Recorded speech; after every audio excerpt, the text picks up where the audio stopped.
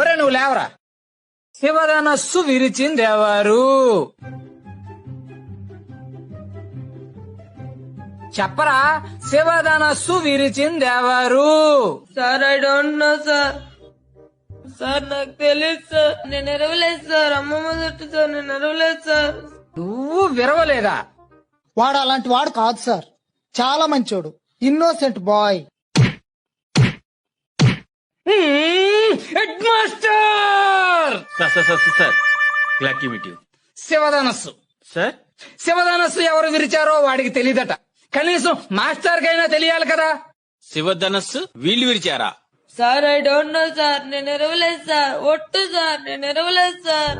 ఈ క్లాస్ వాళ్ళు అలాంటి ఏదో పని చేయరు sir. First rank students 6th class వాళ్ళు అయి ఉంటారు. స్కూల్ మూసేయండి. సార్ ఇంత చిన్న విషయానికి అంత పెద్ద పనిష్మెంట్ ఏంటి సార్? చిన్న విషయమా ఇది? చిన్న విషయమా? శివధనస్సు విరిచింది ఎవరంటేనే చెప్పలేదు. ఓకే సార్, చెప్పలేదు. అయితే శివధనుసు విరిచేయడం స్కూల్ మూయాల్సినంత నేరమా? అవసరమైతే శివధనుసు ఖరీదెంతో చెప్పండి, కట్టేస్తాను.